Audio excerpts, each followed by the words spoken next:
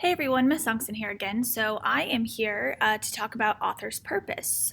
Author's purpose, the definition you can see on the screen here is the reason an author decides to write about a specific topic. So the purpose of all writing is to either inform, persuade, or entertain the reader. Okay, so we're going to get into those three things: persuade, inform, and entertain. The acronym for this is PIE, P-I-E, so it's really easy to remember. Not the kind of pie that you eat, but it's each letter stands for persuade, inform, or entertain. So that's a good way to remember this. So there's three main reasons or purposes for writing. Any text that you ever come across, whether it's the menu for your favorite restaurant or a play that you read in school, like a Shakespeare play or something, it will always be for one of these purposes: to inform, entertain, or persuade. So now we're going to talk about each one and give some examples to understand the differences and why authors use them. So first, we are going to talk about persuade.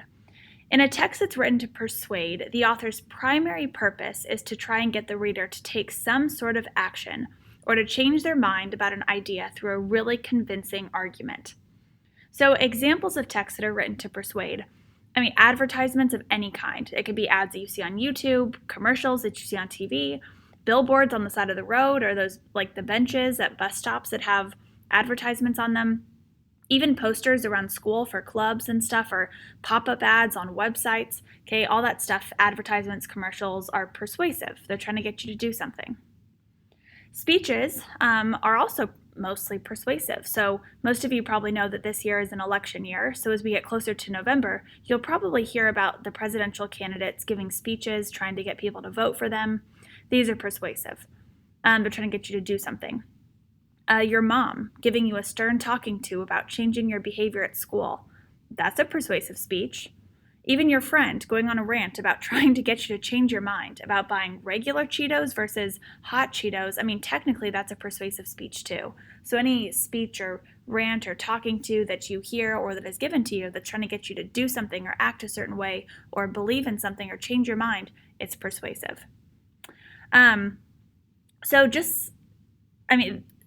might be crossover.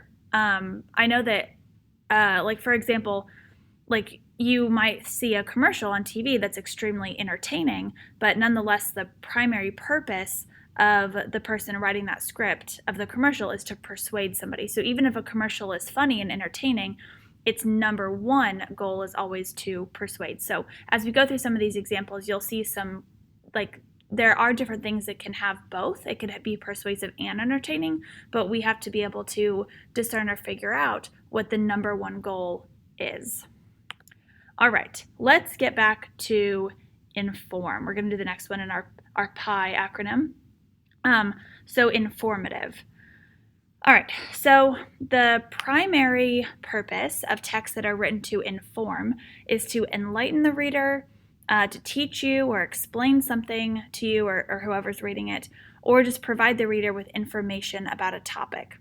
So some examples would be newspapers or online articles about real factual events that really happened, textbooks for school. They just teach or inform you about that subject. Maybe like about us sections on websites, so you can learn more about what a company or an organization does. Any sort of nonfiction text like biographies, and in addition to what I even have here on the slide, just things like instructions or directions for how to set something up or how to work something. Menus at restaurants, things like dictionaries, encyclopedias, all of those are considered informative texts. So again, the lines separating these categories can cross. A text that is written to inform might also entertain readers. So for example, a lot of people find reading the newspaper to be entertaining, but we know that the main purpose of a newspaper is to inform. If it's also entertaining, that's supplemental, it's extra, but its main purpose is to inform. Okay, and last but not least, we're going to talk about entertain. So the primary purpose of texts that are written to entertain is to amuse readers. This doesn't mean that the text has to be happy or funny, even. It could be sad or scary. A lot of people think that watching a scary movie is entertaining. But in general, the main reason for writing the text is to be amusing or to entertain somebody. So some examples of texts that are written to entertain would be stories of any kind, whether it's a book or somebody had to write the script for that TV show that you find entertaining, somebody had to write the script for the movie, it's still considered writing. Poems or songs, which are just poems put to music, dramas, plays, stories written to be performed by live actors, all of these are entertaining.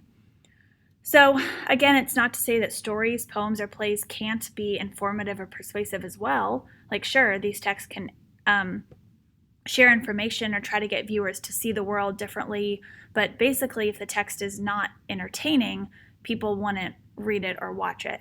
So like there's a lot of plays that are written with social commentary, meaning like they're trying to get people to change their mind or be informed about a certain social thing that's going on, or a lot of songs might have underlying meaning to them that's informative or persuasive, but if it's not entertaining first, people won't watch or listen to it or read it. So it has to be entertaining first, and then it can be something else after. Alrighty, finally, we, like our last thing, so let's talk about, now that you know what these are, how do you look at a piece of text and decide which category it falls into? So after we go through this and you practice this, you should be an expert. So here are the 3 questions you can ask yourself to help identify author's purpose in any piece of writing. And by piece of writing, I even mean things like posters or things that you watch. Somebody had to design that or write that script. So first question, is the text a poem, a play, or a story of any kind? Okay, if the answer is yes, it's entertain. It might be a story that could possibly change your mind about how you view something, but it's entertaining first. It's still a story, or it's still a poem or a song or a play first. So if the answer is yes, then you're done. It's entertain. If it's not that, okay, you move on to question number 2. So does the text provide lots of information and facts? If it is, then we can conclude that the author's main purpose is to inform readers.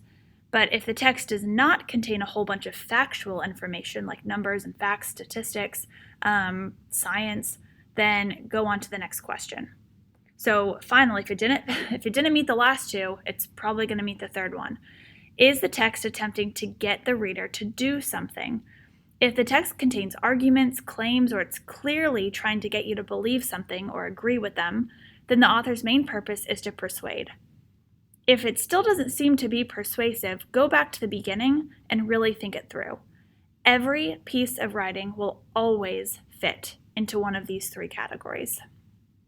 All right, that is it for this video. So thanks for watching and paying attention. Just go ahead and go on to the next slide in your slideshow and let your teacher know, email them if you have any questions.